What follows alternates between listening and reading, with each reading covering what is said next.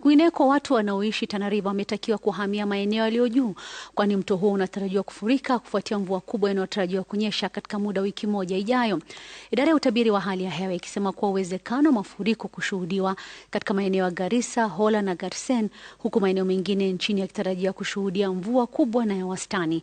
Na kama anavyotuarifu Brenda Wanga, hapa Nairobi, mtu mmoja amefariki kutokana na mafuriko hayo.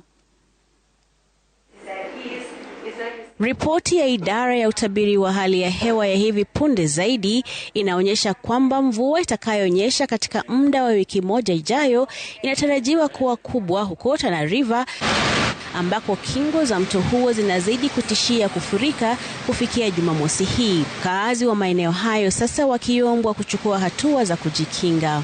Uhaba wa maji itashuhudiwa, lakini sio kwamba wanakosa maji kabisa. Na hiyo ni sababu ya sisi kukumbwa na hii maji ambayo imeletwa na River Tana, ambayo ni matope sana. Mvua kubwa imerekodiwa katika maeneo tofauti nchini, mafuriko yakikatiza usafiri, huku maporomoko pia yakiripotiwa katika maeneo ya Baringo. Jijini Nairobi, mvua hiyo kubwa ilisababisha kifo cha mtu mmoja, huku mafuriko yakiathiri shughuli za usafiri pamoja na biashara za watu. Na hii maji si mara ya kwanza kutuhangaisha. Hii maji sana sana inatokanga hii pande ya Utawala. Sasa tunashangaa kwani huko Utawala hakuna drainage inaweza punguza hii maji kuliko yote kupitia hapa.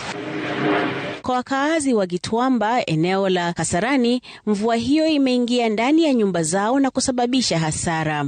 Kwa hizi manyumba vile unaona zimejengwa vizuri, hizi manyumba kuna watu hawawezi toka.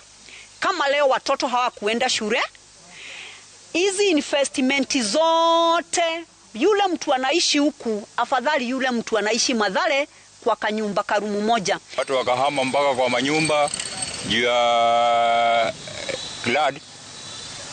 Wengine wametoka mpaka kwa maboma. Hizi bridge ndio imelock. Wangetengeneza hizi bridge, hiyo maji ingekuwa imepita. Utabiri wa hali ya anga vile unaonyesha kwamba mvua inayotarajiwa itazidi milimita 20 katika ndani ya saa 24 pekee, ikiambatana na upepo unaotishia kuangusha miti na nyaya za umeme. Bwawa la Masinga limejaa pomoni, na huko Kiambere hali inatarajiwa kuwa kama hiyo katika muda wa siku 5 zijazo. Huku maeneo ya Ziwa Victoria na Bonde la Ufa yakikabiliana na ngurumo za radi mchana katika maeneo kadhaa, jiji kuu la Nairobi na maeneo yaliyoko karibu yatashuhudia mvua wakati wa asubuhi pamoja na dhoruba kali za alasiri. Tuko na drainage poa.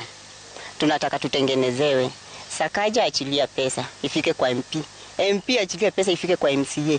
MCA fika ground. Usikize ground venye iko. Tutengenezee drainage. Kwangu ni huku.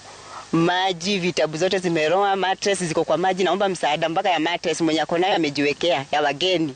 Kwanza nipatie, ni mimi mgeni wake wa kwanza. Kadri mawingu yanavyokusanyika na mvua zaidi kutarajiwa, wito wa kuchukua hatua unaongezeka. Lakini kwa sasa, huku mito ya Nairobi, Mathare na Ngong ikiendelea kufurika, wakazi wa jiji hili wanatazama tu anga, huku wakihofia maafa na hasara zaidi. Brenda Wanga, runinga ya Citizen.